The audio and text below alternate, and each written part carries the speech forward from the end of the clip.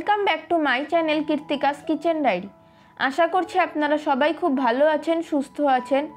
শেষ পাতে চাটনি খেতে বাঙালিরা ভীষণ পছন্দ করে, আর অনেকেই কিন্তু বাড়িতে প্রায় অনেক রকমের চাটনি বানিয়ে থাকেন। আজকে আমি আপনাদের সাথে ফ্রুট চাটনির রেসিপি শেয়ার করছি, আর ভিডিওটি ভালো লাগলে অবশ্যই একটি লাইক ও শেয়ার করে দেবেন।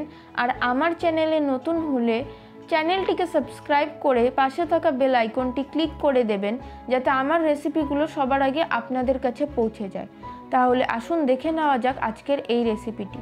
তো রেসিপিটি তৈরি করার জন্য এখানে আমি সবার প্রথমে গ্যাসে একটা কড়াই বসিয়ে ওর মধ্যে দিয়ে দিচ্ছি 1 বাটি পরিমাণে চিনি, আর দিয়ে দেবো ওই সেম বাটির মাপে 2 বাটি পরিমাণে জল।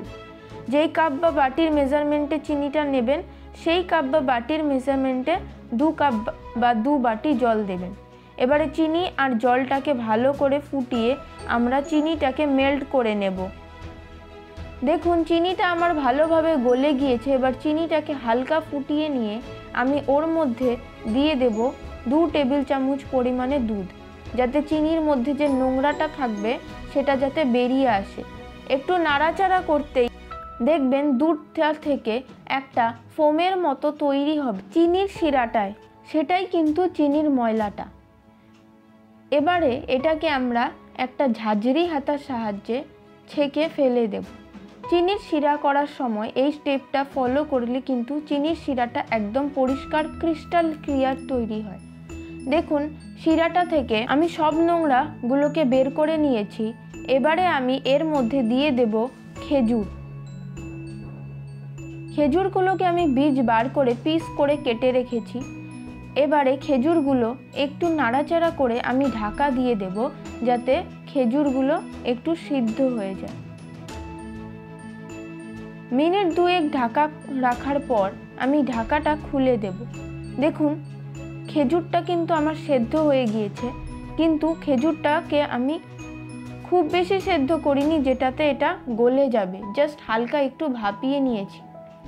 তারপর এটার মধ্যে দিয়ে দেব ছোট ছোট করে কেটে রাখা আপেল আর আনারসের পেস্ট। এখানে আনারসটাকে আমি মিক্সার গ্রাইন্ডে পেস্ট করে নিয়েছিলাম।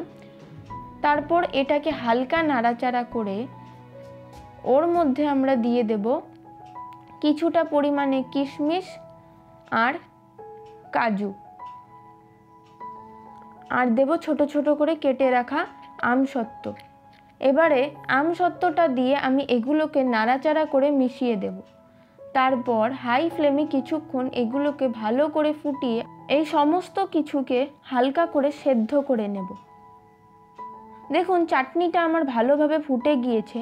এবারে আমি এর মধ্যে দিয়ে দেব তৈরি করে রাখা একটা ভাজা মশলা আর 1 টেবিল চামচ পরিমাণে পাতি লেবুর রস।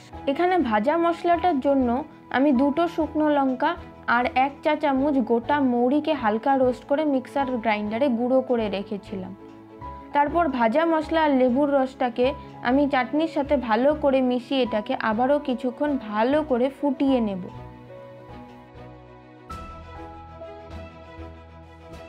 তারপর সব শেষে গ্যাসের ফ্লেমটাকে বন্ধ করে ওর মধ্যে দিয়ে দেব বেদানা।